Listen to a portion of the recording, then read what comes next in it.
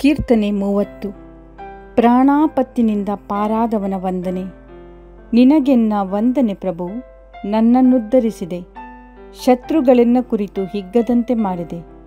ಹೇ ಪ್ರಭು, ಎನ್ನ ದೇವ ಎಂದೆ ನಾ ಮೊರೆಯಿಡೆ, ನೀ ಗುಣಪಡಿಸಿದೆ. ಪಾತಾಳದಿಂದೆನ್ನ ಪ್ರಾಣವನ್ನು ಮೇಲೆತ್ತಿದೆ.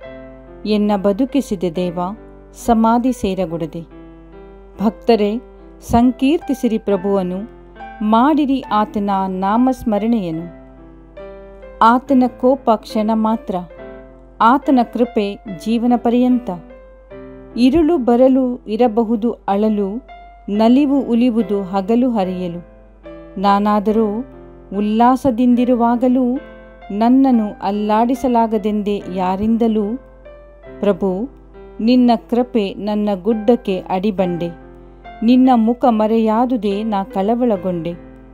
ಹೇ ಪ್ರಭು, ಮೊರೆಯಿಟ್ಟೆನು ನಿನಗೆ, ಭಿನ್ನವಿಸಿದೆನು ನನ್ನೊಡೆಯನಿಗೆ. ನನ್ನ ಪ್ರಾಣ ನಷ್ಟದಿಂದ ನಿನಗೇನು ಫಲ, ಸಮಾಧಿಗೆ ನಾನಿಳಿದರೆ ನಿನಗೇನು ಲಾಭ. ಸತ್ತವರ ಬೂದಿ ನಿನ್ನ ಸ್ತುತಿಸಬಲ್ಲುದೆ, ನಿನ್ನ ಸತ್ಯತೆಯನ್ನದು ಸಾರಲು ಬಲ್ಲುದೆ.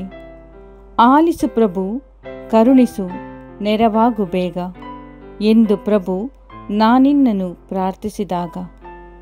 ಎನ್ನ ಗೋಳಾಟವನ್ನು ನೀ ಕುಣಿದಾಟವಾಗಿಸಿದೆ, ಎನ್ನ ಗೋಣಿತಟ್ಟನ್ನು ಹರ್ಷಾಭರಣವಾಗಿಸಿದೆ. ಎಂದೇ ಮೌನವಿರದೆ ಎನ್ನ ಮನವು ನಿನಗೆ ಹಾಡಲಿ ಕೀರ್ತನೆ.